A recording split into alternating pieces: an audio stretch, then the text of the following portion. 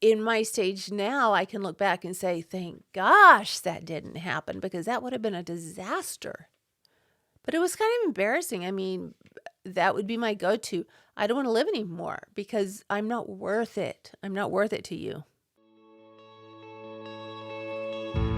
Welcome to Digging Through Dominoes, a podcast that looks at mental, physical, and emotional trauma through real and inspiring conversations. This is your safe haven that welcomes you in, but also isn't afraid to talk about what hurts the most. And now, here's your host, Teri Anderson. Hi, everyone. Welcome back to Digging Through Dominoes, episode 6. I hope you are ready to rock and roll the subjects we have going today, which are, what are the core issues of C-PTSD, causes, risk factors, problems as adults, as well as some personal revelatory examples. One that was as recent as last weekend. So let's go on and get into this. I'm going to be referencing actually a couple of books here, one more than the other. The first book I'm going to be referencing is called Complex PTSD, From Surviving to Thriving by Pete Walker. If you don't have this book, I highly recommend that you get a copy of this book. This was life-changing for me. And I think the reason that this particular book was more impactful on me than others have been is because Dr. Walker actually has complex PTSD. And he is speaking from personal experiences as well as those of a practicing clinician. This book, once again, I have no affiliate links. I'm just saying this mega helped me. It might mega help you. It's awesome, awesome. Once again, Complex PTSD, From Surviving to Thriving by Dr. Pete Walker. And it's just been so phenomenally helpful. Okay, my notes. Let me get to my notes here. I'm going to read you what the National Institute of Health says about complex PTSD, complex trauma, which summates a total of precipitating trauma. I think you need like a PhD to understand this. Actually, you don't. It's just, I think we've been so dumbed down in society today that you have to stop and think about some of the things that they're saying here. Complex trauma, which summates a total of precipitating traumatic events to complex PTSD, is currently being described as a horrific, threatening, entrapping, and generally interpersonal events. Things such as prolonged domestic violence, prolonged DV, childhood intimate AB, along with the victim's inability to escape due to multiple constraints, whether these are social, physical, psychological, environmental, or other. The NIH goes on to say, complex PTSD includes most of the core symptoms of PTSD, specifically flashbacks, which would be, I think everyone knows what a flashback is, but that's sort of reliving a traumatic event. A lot of times, you are not even aware you are reliving that event. It's so subconscious. It could be, in infancy, before you have verbal language, and it's something that you're reliving. And I tell you, the core issues of this are frightening. All right, complex PTSD includes most of the core symptoms of PTSD, specifically flashbacks, experiencing the traumatic event, as stated before, numbness, blunt emotion, avoidance, detachment from people. I saw that in my mom and my dad to a certain extent. Detachment from events and environmental triggers of the predisposing trauma, as well as autonomic hyperarousal. And it's not what you're thinking. That is mainly, it's like a hypervigilant state when you are constantly, you have learned over the years, the world is not a safe place. You can be brushing your teeth and someone walks in and you think you're going to die. You're just in a constant state of hyperarousal, hypervigilance. And as I said, I think in a previous episode, it can be humiliating. People don't understand it and they make fun of you. They don't realize that what they've done, they have just triggered something in you that could be very primal, very early on, that had you afraid you were not going to survive. Okay, on with the NIH. It also includes affective dysregulation, adverse disrupted belief systems about oneself as being diminished, worthless, having severe difficulty in forming meaningful, substantial relationships.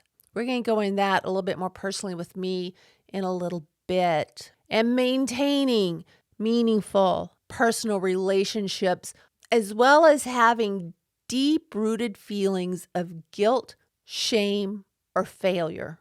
So there you go. There is it in a nutshell. Now, in 1992, the term complex PTSD was first addressed in Dr. Judith Herman's book, Trauma and Recovery, and is commonly, as you know, abbreviated as C-PTSD. It often develops in childhood. It can develop with any repeated adult trauma as well. Oh my gosh, there's so much. All right, currently, C-PTSD is not in the DSM-5. The DSM-5 is the manual. It's the diagnostic and statistical manual of mental disorders. And that is how doctors are paid in this country. So if they give you a diagnosis of complex trauma and it doesn't fit one of their code numbers, the doctors aren't going to get paid. However, it is going to be included in the International Classifications of Diseases, the 11th revision, ICD-11, which is considered to be the gold standard by the World Health Organization. Pete Walker, in his book, Complex PTSD, From Surviving to Thriving, describes complex PTSD as this: a more severe form of post-traumatic stress disorder. It is delineated, he says, by 5 of its key factors. Those factors are, common features, I guess I should say, which are emotional flashbacks, toxic shame, self-abandonment, a vicious inner critic. You know, the little person that kind of sits on your shoulder and tells you you're horrible, you're worthless. Just do it. Get it over with. You're never going to be worth anything. That's your vicious self-critic.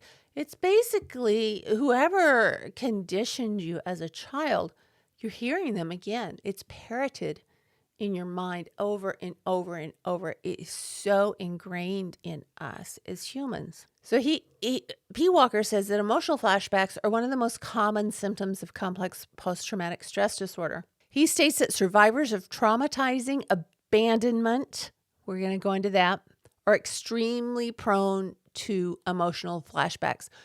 When I read that in his book, I felt validated. I felt like I was a normal person because my responses to seemingly benign circumstances were very, where they may upset someone, they upset me to the point that I didn't feel I was worth enough to go on.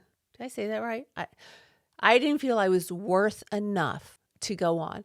It kept mimicking back what I had heard as a child, as an infant, as a teenager, and as an adult.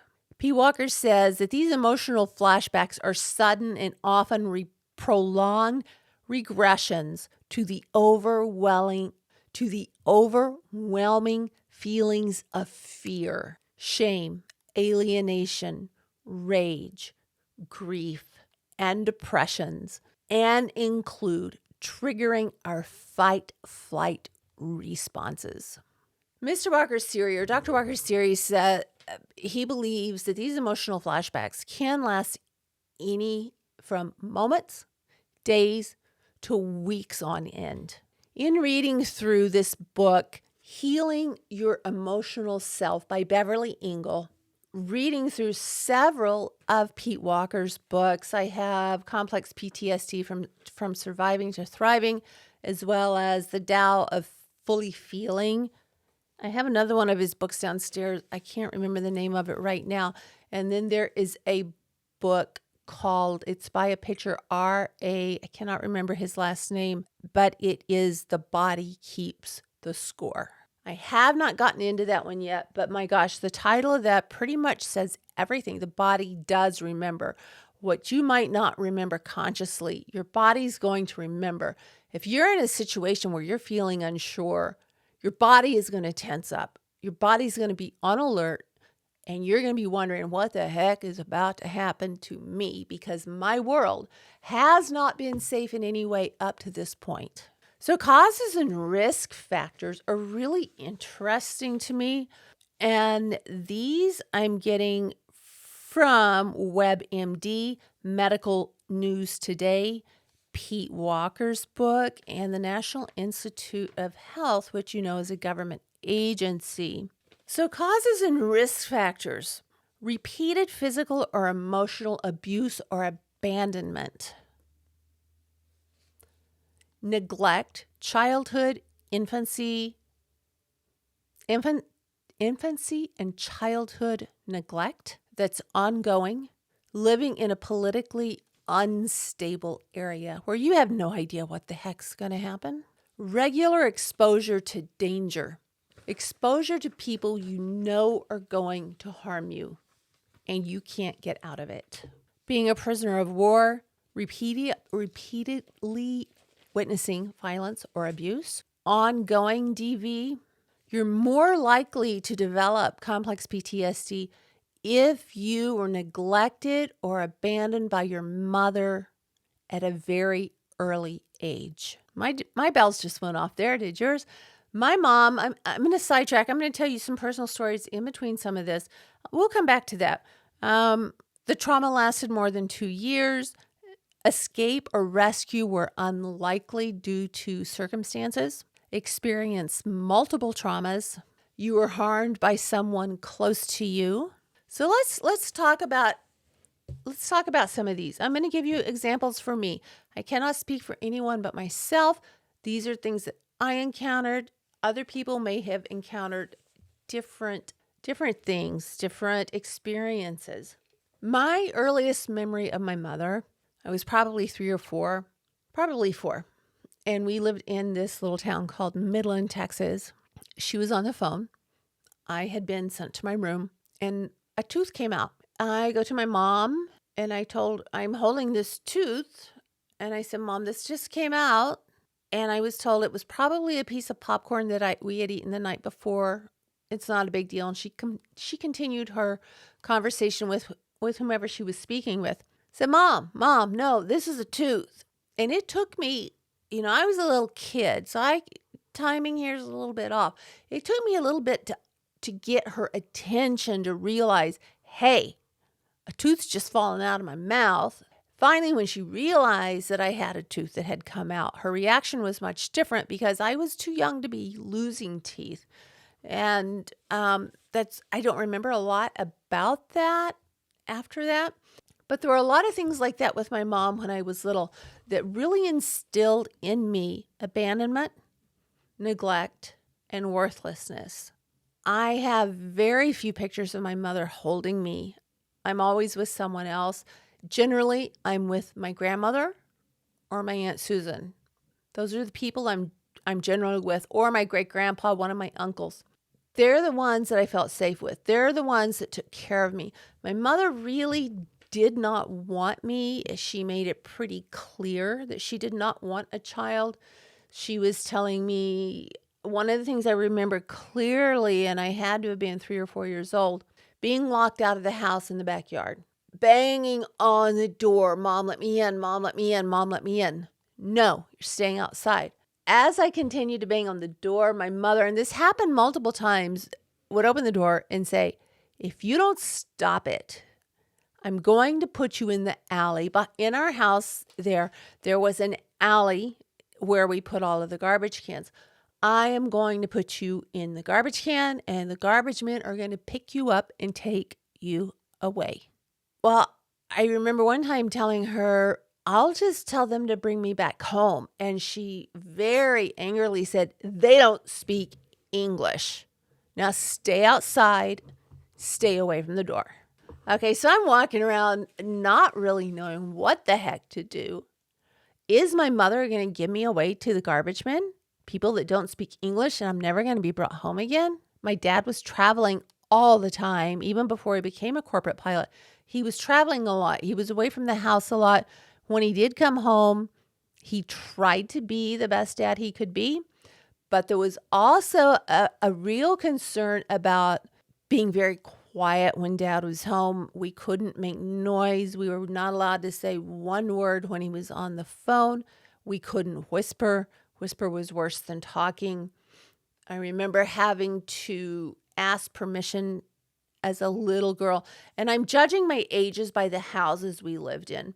Ask permission from my mother to sit in my dad's lap. Now, I need to make a disclaimer here.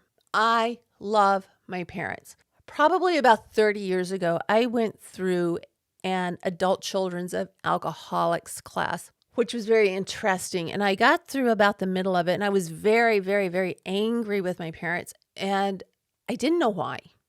I was just so angry. By the time we finished the class, it was a 12-step program, but by the time we finished that, I came away realizing something that was a true gift in my life. And that was my parents had traumas of their own. They were both raised by single mothers. My dad was not wanted. My mother basically raised her younger sister or sisters. Their mothers were working all the time. My dad, oh my gosh, my grandmother told me herself that she would put him in a playpen, go to work, and have the neighbor change him every 4 hours. So my dad had really no human interaction as an infant. And it brings me back to thinking about the kids in the Romanian orphanages that people have adopted and have had so much trouble with because they don't know how to interact as with that one-to-one touch. That's something you need from birth. We did not get that. You know, even when I looked through my baby book, it's very impersonal. It's things like, it rained for 3 days after birth. Nothing like, oh my gosh, she's so cute. She did this, she did that. None of that. It's very, very impersonal. And my mother, I realized, went through traumas of her own. Like I said, I loved her to death. I wish she was still here. We developed a great relationship afterward, but she did not know how to parent a child. She did not want me. She told me she did not want me. She wished she had not gotten pregnant with me, and she was going to give me to the trash man. That doesn't instill a lot of confidence when the person you're looking to for care is telling you they want to throw you away. So let's get back to this here. There are several things of this. Witnessing childhood abuse, neglect, or abandonment. Yes, very much. I was neglected in every way, except for I did have shoes, I did have clothes, and I had food. But it was not food I would feed my kids. But I don't know if that was like a cultural thing being brought up in the South or if it was a financial thing. We didn't speak finances with my parents. My parents didn't really speak about anything like that. Now, when it comes to the trauma that lasts a long time, in my case, the trauma for me has lasted a lifetime. I would say until the last 2 years is when I was able to see what was happening, the grips that it had on me, and sort of let go in a way and reframe things. Reparent myself, which is really weird at first. Here you are, 6 years old, and you're telling this little 5-year-old girl that's really not there, but she really is there. It's okay, Teri. I have your back. I'm not going to let anything happen to you. You're safe with me. I will protect you. And believe it or not, that has really helped tremendously. And it gets here to escape or rescue were unlikely or impossible. The only escape or rescue I had was with my grandmother or my aunt. My other aunt as well, but she was married at this time. So I'm going to sort of take her out of the equation because she was married and attending to her family, where my other aunt was closer in my age and she was not married. I was kind of dumped on her a lot, I feel. And even as an adult, I feel guilty for that, but I know it's not my responsibility, but she was very much taken advantage of as a free babysitter, sort of like my youngest daughter was.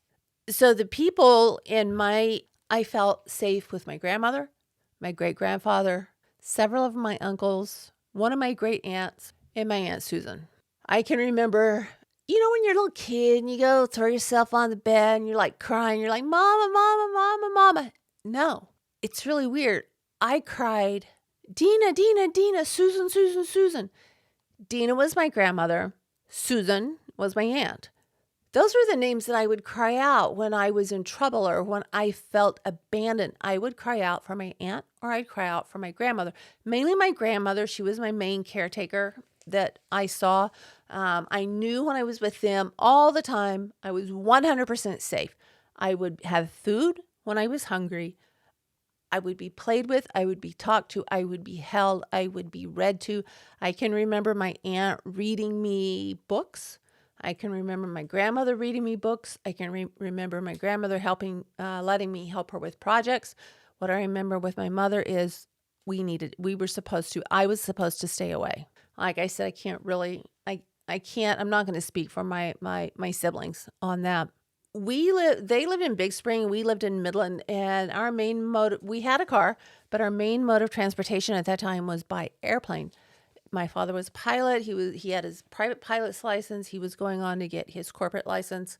And I remember being so excited when we were going to get into the plane because it meant I was going to the farm. Whenever we were getting in the airplane to go to my grandmother's house, it was just such euphoria. I knew I'd be taken care of. I knew I would be with my grandmother, my great-grandfather, one of my aunts, or one of my grandmother's brothers. I would be fed, I would be comforted, I would be played with, and I would be acknowledged. When I was with him, I felt like a person. When I was with my mother, I felt like a byproduct of marriage. And that went on throughout my teen years into my adulthood, probably until I was almost 29 years old. Like I said, I don't blame my mother at all. My mother had trauma of her own. And if I couldn't figure out how to deal with my trauma, how can I expect my mother, who didn't have the resources at the time, to figure out with her trauma? She didn't talk. That's how she dealt. She didn't talk. Her daughter, on the other hand, likes to talk a lot. So that was really my only escape from the situation when we lived in Midland. I knew I could get to my grandmother, my grandfather, my aunt, and my uncles, and my great aunt and our great aunts, and I was going to be okay. I didn't realize this until just a few months ago, and I spoke with my aunt about it actually, and she said, yeah, your timeline is right. We moved to Midland. My horse disappeared, which is a long, embarrassing story, but my horse went away. I was never told anything about my horse was going to be going away. I'm 6. How am I supposed to know these things? Well, before we moved, we were getting ready to move to Midland. I didn't know it at the time. My granny had died, and my granny was, from what my grandmother told me, I don't have any, I don't know what you would call them, memories that I have. I may have body memories from her. The only memory I have from her is her picking me up off the floor, but she died when I was rather young, so I kind of questioned that memory. My grandfather had a stroke and was in the hospital, and I can remember being on him and just loving on him, and I can remember him trying to speak with me. And I would tell my dad, Dad, Grandpa's trying to talk to me. No, Teri, he can't talk. Well, I knew very well he was talking. And then I can remember going into the funeral home and seeing him there. I didn't understand death at the time. No one really explained death to me at the time. All I knew was here's this man whose lap I would sit in all of the time when he was playing dominoes with his friends. He would take me around the mountain that was called Signal Mountain in Big Spring. He would take me to the chicken coop. We would go and gather eggs in the mornings. I felt safe with him. He had a stroke and he died. At least my memory is that it was a stroke. It could have been something else. Then, Granny and Grandpa died. We moved to Midland where I had no one. My aunt wasn't there anymore. My grandmother wasn't there anymore. My grandpa was gone. One of my aunts had already died. One of my uncles had already died of a heart attack. And then my Uncle Walt died right after we moved to Midland. So I had like 4 or 5 deaths of the only people I felt completely safe with within about an 18-month span, maybe a 2-year span. Then I can remember sitting in first grade, and my dad came to get me out of class. And this is really the only thing I remember about this, but my dad came and got me out of class, and my grandmother's cousin, which they were more like sisters, they were really close in age, had been killed in a car accident. She went away. I wasn't really very close to her, but I was learning people left. People took off. My parents would send us out to stay with my aunt, and that was always a great time when I think she lived in Abilene. No, I don't know where she lived. I think she lived in Abilene. She would send us out there, and it was always wonderful because my uncle was there, my aunt was there. Once again, we were safe, we had food, we were not ignored, and we felt like we were people. It was kind of like Geppetto and Pinocchio, I want to be a real boy. That's kind of how I felt when I was around that part of my family. It's like, oh, I'm a real girl. So my experience with C-PTSD may vary greatly from yours or someone else's because I did have a solid foundation, although it was fluid because I was with my parents most of the time. I did have that chance to connect, and I think part of me knew that, and that stayed with me, although everyone I was loving was dying. And if we get back to these notes here, experience multiple traumas. Yes, my great-grandfather died, my uncles died, my aunt died, all within 2 years when I was 3 to 5. Then we moved away when I felt safe, as I was explaining, and then my closest aunt moved away, and then my grandmother died. My grandmother died when I was 15, and I had to watch her die with cancer. That was a very devastating thing for me because she was the last one left that I knew loved me beyond. I knew my dad loved me. I didn't know my mother loved me at the time. But when Dina died, it rocked my world. One of the other things that they have on here, risk factors for developing C-PTSD, is if you were harmed by someone close to you. Well, yes, my family doctor molested me from the time I was probably 6 or 7 years old until I was about 17 years old. I think after 17, I stopped going to him. And my parents never knew because my parents had taught me by that time it was not safe to speak to them. They did not want to hear what we had to say, what I had to say. I need to keep this on me and not my siblings. And it talks about if you were harmed by someone close to you or witnessed violence. I don't remember violence towards me from my dad. I would be spanked, of course. I do remember witnessing violence from my father to my brothers. I remember watching my baby brother being thrown across the bedroom into a wall and watching him I don't even think it was a year old, sliding down the wall to the floor. I remember that. And I remember when we would eat, my parents never ate with us. We had to eat by ourselves alone in the kitchen. And my mother wasn't a really great cook, and so there was not a lot of stuff we liked to eat that she made. I had a brother that had problems with some of the foods that my mother made. I don't know if it was a texture issue or if he just didn't like it. But I can remember one time he was eating macaroni and cheese, and he was gagging it to eat it, and my dad was like, "You're going to eat it. You're going to clean that plate. You're going to eat that." And my brother threw up at the kitchen table and was made to eat that. and he could not get up or go to bed until that plate was finished, and I was horrified. That really scared me. I didn't know how to take that. And then there was another time that I vividly remember my brother was getting up. I mean, he was a picky eater. I don't know why. We are not close at all today.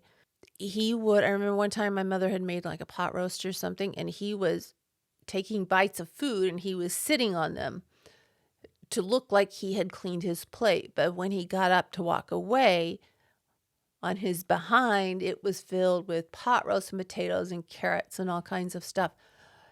And he got pretty severely beaten over that, is my recollection. So, things like that, when witnessing things by your parents who are supposed to care for you and love you and take care of you, when you witness things like that, it changes your world. It really does. It changes your world. There was another thing that they were talking about, prisoners of war, being in a violent situation. At that time, I was like 6 years old, and the Vietnam War was going on. And my uncle, my dad's brother, was in the Army in Vietnam. I watched the news every night. And I think, this idealized version of my uncle. We were not very close to him because my dad's parents farmed, my dad's mother farmed all of the kids out. And my Uncle David was raised by his grandparents, which I wish my father had been. And my dad really looked up to David, and I looked up to David. And I watched the news every night. And I can remember watching that kind of grainy green. If you're my age, you remember the grainy green kind of footage we were getting back from the war from Vietnam. I looked at every soldier. I was trying to find my Uncle David. And to me, he was a war hero. He was someone I could look up to. Even though he wasn't really in my life, I had this great admiration for him. One, my dad did. And two, he was out there doing things that a lot of people wouldn't do. So this huge admiration. And I was always afraid that something was going to happen to my Uncle David. And it was terrifying. And I don't know if that really counts as living in a place of war or not, but when you're seeing protests, you're seeing destruction, you're seeing war, and your uncle is over there flying, that he's been shot down. That I don't know how many of the stories that his mother told me are correct, because she really couldn't be believed in a lot of things. But I guess David was shot down a time or two. He was very wounded. I remember my aunt telling me there were things that he wouldn't even tell her about that he had experienced in Vietnam. So it was just real scary. It was a very tumultuous time to grow up. And I'm going to give you some more personal examples in a minute. But let's get back to some of the symptoms. We went over the causes of complex PTSD. So some of the symptoms of complex PTSD, we know the hyperarousal is one of them. We know being flight and fight. There's something called the 4 Fs. Flight, fight, fawn, and freeze. We're going to talk about those in another episode. But some of the common symptoms for PTSD and complex PTSD are things such as avoiding, as I said before, avoiding situations where the trauma took place, avoiding people with whom the trauma took place. There was a lot of trauma as I was an adult that involved people. I do not want to hear their names. I don't want them spoken in front of me, because that trauma was it was like kind of digging in an open wound, if you will. Dizziness and nausea, difficulty sleeping and concentrating my entire life. And there is a theory that a lot of the children that have been diagnosed with ADHD actually are experiencing symptoms of childhood trauma and neglect. I just turned my paper over here, and I don't know why I didn't have this in notes. At the time, I'm telling you all these traumas that had happened and all the people that had left in my life, and I was sort of, my world was rocked. I have it written here. It was my granny, my grandpa, my Aunt Vi, my Uncle Tex, my Uncle Walt, my Aunt Bobby when my dad came to get me. I witnessed a motorcycle accident in front of my house where the motorcycle went under a milk truck. Remember those? Went under a milk truck and the motorcyclist was killed. And then there was a girl up the street. I told my mother about this. There was a girl up the street that had continually tried to molest me and one of my siblings. And my mother didn't believe us. And we were still made to play with this girl. And she would get us in the closet. And I just remember running home. I don't remember if anything happened. I just remember running home. I do remember being very afraid of bathtubs, the regular bathtub. I cannot take a bath in those. I will hyperventilate and go into a panic attack. It's crazy. So, symptoms and causes. Let's get back to this. I just go down rabbit holes. I am sorry about that. One of the biggest things here with medical news today is absence of a support or safe network. While I did have a support network with my grandmother, my aunts, and my uncles, it was short-lived. It was for a very limited time in my life. And then I was on my own with my parents. My dad was not home. There's a test called the ACEs test. We'll go on that on another episode, but it scores you on childhood traumas. I think I have all, but there are 10 questions. I have 9 of them. And one of them, my therapist had counted one of my therapists had counted my father as being incarcerated because he was not home. He was never home. We never saw my dad. We might see him 3 days a month. So the ACEs test is something that they use to diagnose my complex trauma. They also have here in medical news today a death by suicide in the family. There was always talk around me, but it's nothing that I really remembered as weird or strange. But there was talk about my uncle being murdered, and then my cousin coming home and he was murdered, and then my other uncle supposedly was shot while he was cleaning his shotgun. But the way when I pull up the autopsy report, thank you, Internet, I can pull up his autopsy report. And I don't know how you can shoot yourself in the back with a shotgun. And I remember my dad talking about that. And I think that was right after my Aunt Vi died. And so I don't know. There was a lot of death. There was a lot of confusion. There was a lot of trauma. I'm watching adults deal with it. A lot of it I don't remember because I was really too young to understand. All I knew, these people are leaving. They're leaving. The people I love the most are leaving. So we get to substance dependence in the family is a risk. My father was an alcoholic.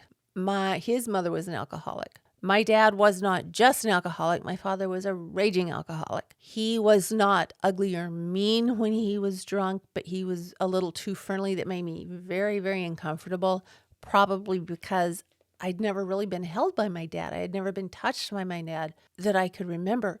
So, yeah, we had substance dependence. I remember getting up 10 o'clock in the morning. My dad's pouring himself a glass of vodka. Once again, my father and my mother, I do not hold them responsible for my complex trauma. My parents had trauma of their own. They were dealing with their own demons. I love them deeply. So I need to keep that disclaimer in there. I'm not blaming them in any way. They had no idea what was going on. Growing up in an unsafe environment. Yes, my house was very unsafe. My mother, whatever she could get, she would throw at us. We didn't know the boundaries. I didn't know the boundaries in my house. With my kids, they knew if they were going to get a spanking, there were 3 things that they would get a spanking for, or they knew what was going to happen. We never knew if we broke a rule or not. We didn't know what the rules were. We didn't know what the laws were. The only rules that we really knew were you don't talk when your dad is asleep, you don't whisper, and you have to ask to sit in his lap. Those were really kind of the only rules that we knew of. And I think I really need to put another disclaimer in here. Having one or all of these, not everyone who has experienced this will go on to develop complex PTSD. But I think because of my choices in my life as an adult, it continued to re-traumatize me each and every time. So I have in here page 10 of Pete Walker's book. Pete Walker graciously gave me permission to talk about his book and link back to him. So we'll do that now. What did I have on page 10? This again goes to the origins of C-PTSD. And Pete Walker writes that many dysfunctional parents or families react contemptuously when their child is crying. Yes, there was a lot of contempt. I don't remember my own, but I can remember it with one of my brothers that I was old enough to remember that from. They didn't like crying.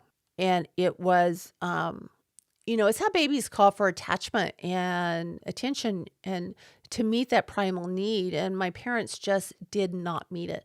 I don't think they knew how. Contempt, he says, is extremely traumatizing to a child and at best extremely noxious as an adult. Contempt is a toxic cocktail of verbal and emotional abuse, a deadly amalgam of denigration, rage, and disgust.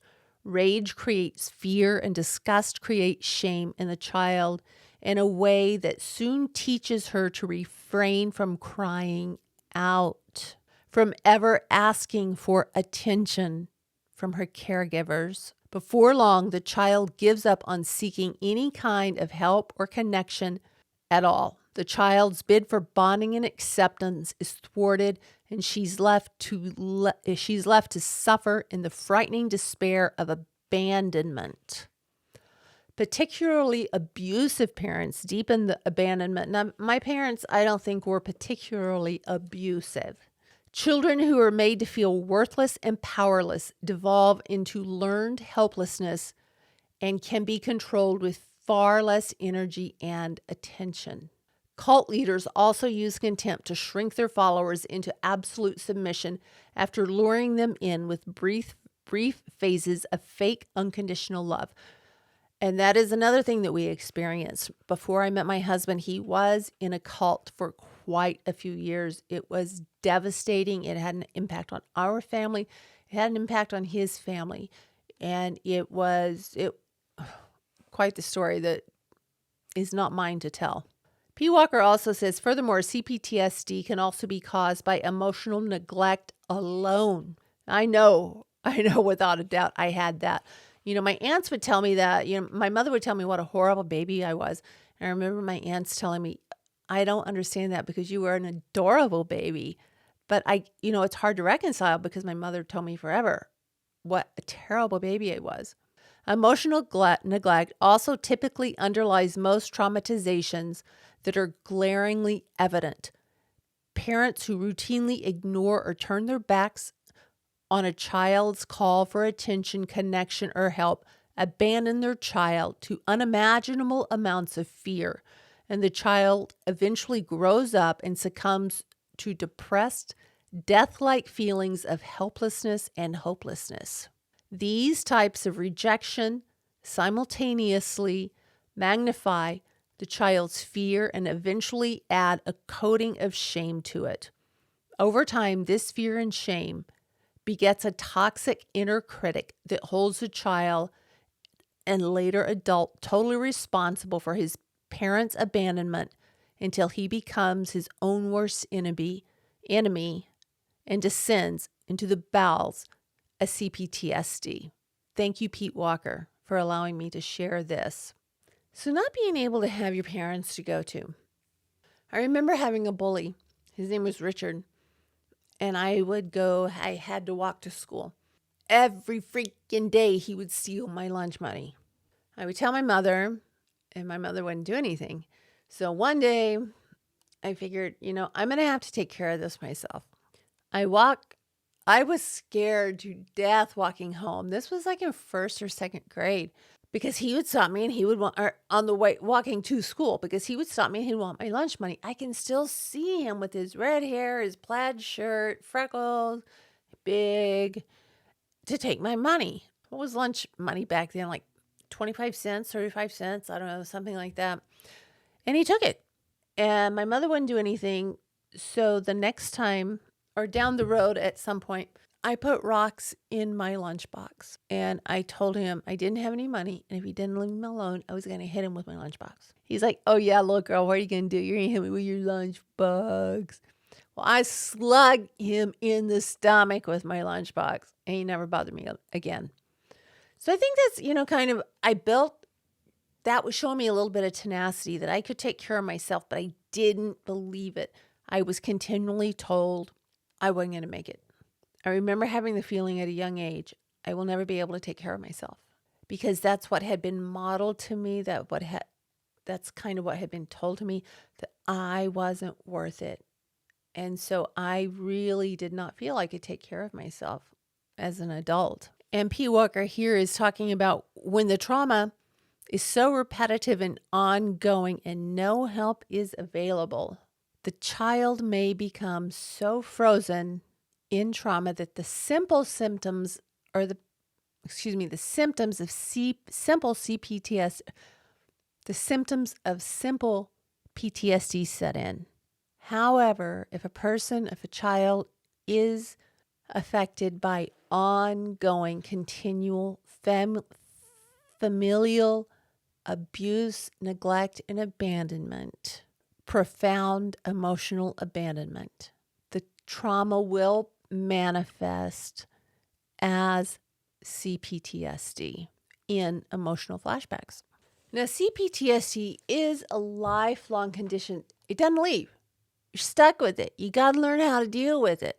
And blaming your parents just ain't going to work, because then you have that extra layer of negativity and bitterness there. I didn't want that. And I think I was fortunate enough to realize that my parents, while my mother was very contemptuous when I was a child, they were stuck in their own trauma. It wasn't like they set out to ruin my life. They didn't set out to destroy the person that I could have become. It just sort of happened. They did not have the tools. Now, if we're going to talk about one of the big symptoms, flashbacks, I've been having flashbacks. My husband will say something. One of my kids will say something. A friend will say something. I've gotten to where I cut people off a lot because I don't want to have to go through the flashback. But this was my birthday. This last weekend, I turned 60. All through my childhood, my parents had never really gotten anything. We were never celebrated on our birthdays. I don't remember many birthdays at all. So I always sort of did my own thing. My kids, when they were home, did a huge birthday thing. And I know it sounds kind of silly, but it triggered a huge abandonment thing in me. It this weekend triggered huge emotional voids that had been there. And when you're married to someone, you kind of expect them to take care of you and have your back. And I didn't feel that in any way. And I can't say it was just his fault. A lot of it was that abandonment being triggered again, that neglect being triggered again, that I wasn't worth buying a gift for, that I wasn't worth asking me what I wanted for my birthday. It wasn't really my birthday. It was the fact that those old records were playing. You're not worth it, Teri. You're just not worth it. And I used to have those, in relationships. If a relationship would end, I would panic. I would panic because I would feel like I was alone. And I felt that I could not live. I mean, I really felt it. It was soul crushing. I didn't feel I could live. It was one more person. When I look back at it now, I know it was an emotional flashback that I was being abandoned again. I could have loved the person or not loved the person, but it was that little girl that had been abandoned all those years that was reacting. It wasn't me. In my stage now, I can look back and say, thank gosh that didn't happen, because that would have been a disaster. But it was kind of embarrassing. I mean, that would be my go-to. I don't want to live anymore because I'm not worth it. I'm not worth it to you. And I think that speaks almost also to the problem with emotional regulation. Yes, I have had in the past problems with emotional regulation where a situation would hit me much more emotionally than it would hit another person. I can look back and I can see that. I can see where I reacted to my children, my own children that I wanted the best for. I overreacted in situations where I should not have. And there are particular instances that come to mind that mortify me, that I could even have done something like that. I need to forgive myself because it was something with an emotional regulation that was wrong. It was a flashback to before. It was my parents all over again. And I did this to my kids.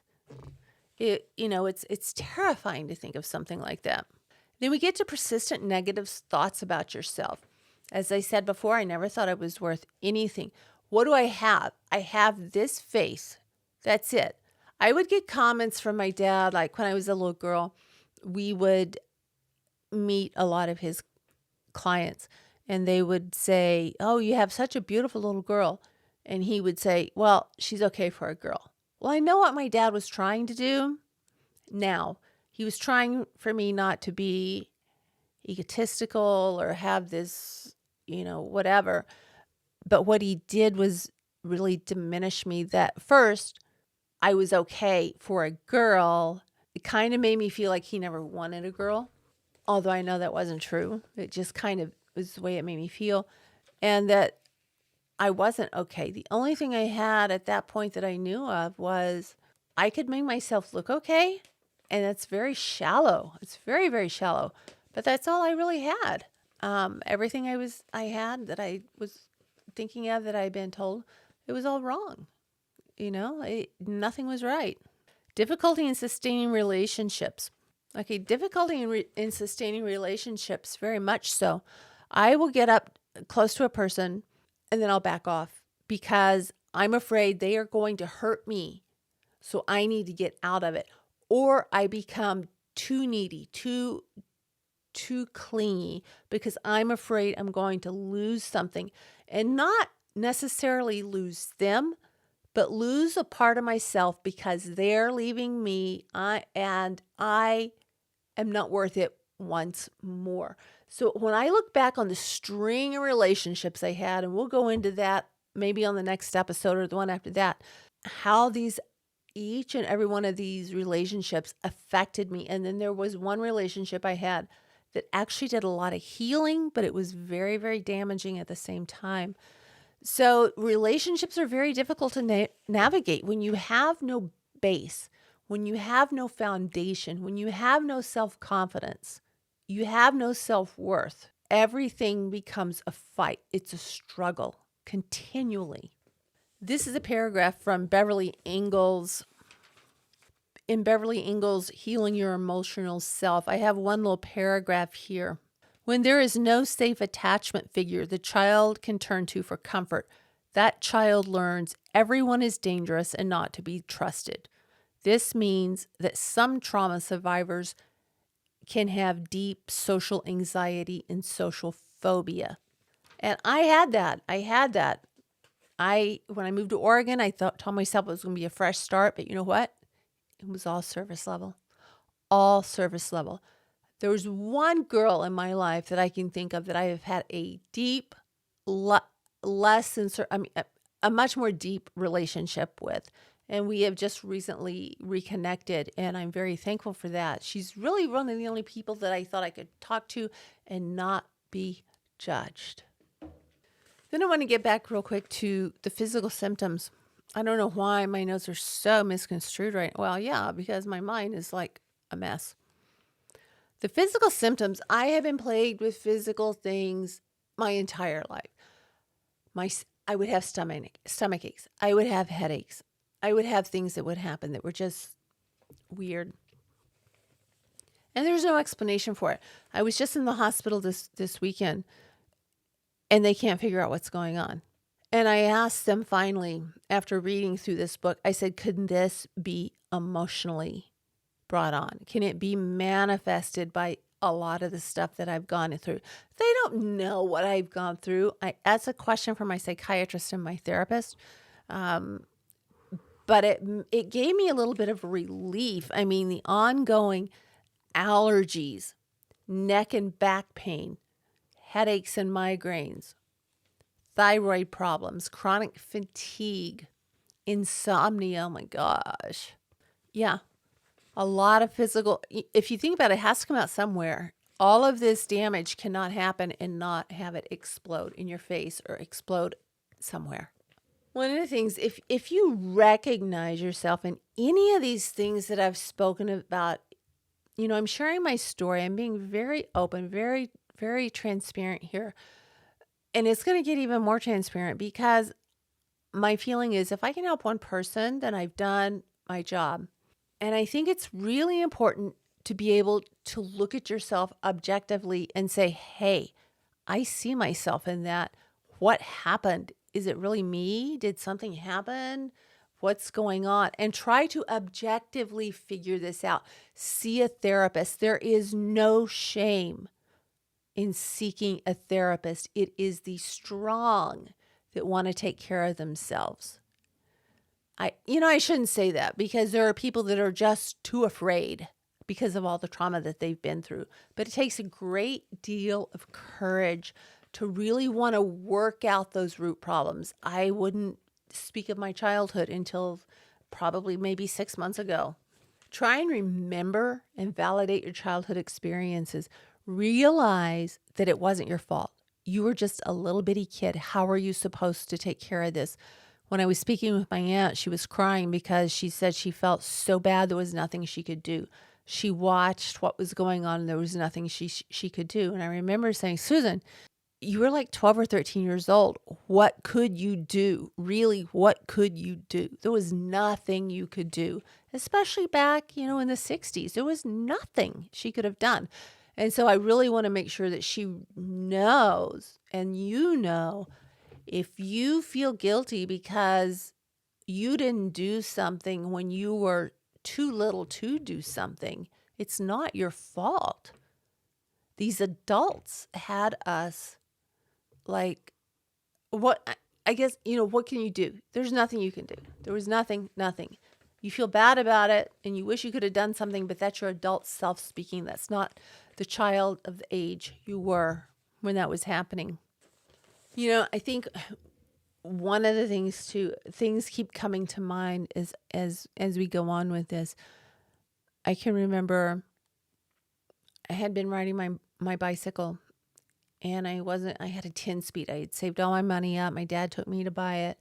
I bought a 10-speed and I was riding without my hands and somehow I flipped and I put my arms out, grab the ground. Put my arms straight out to stop the fall. I couldn't move. My leg was swelling. I could watch it turning purple, or blue. I could just watch it swelling up. My arm, I couldn't twist it. There was a woman that stopped to pick me up and took me home. And when we got home, my mother was there. This was like way before cell phones. My mother was there and it took me 5 or 6 hours to convince her I needed to go to the hospital, that I could not move my arm. And she was just ugly and rude and there's nothing wrong with you. There's nothing wrong with you. Well, sure enough, I got to the hospital. My mother gets out, walks ahead of me. I'm hopping along. A woman comes and brings me a wheelchair, takes me in. Yes, my ankle was messed up. I had a broken arm. And my mother did my math homework for me. During that time, she was supposed to be helping with my homework, but she got frustrated and she took my math and she did my math homework for me. The only class I failed in that school, in that year, was math. And what could she say when she saw the report card? She's the one that did all the work on that. And I felt bad about that. I have these guilty feelings for things that happened to me that I had no control over.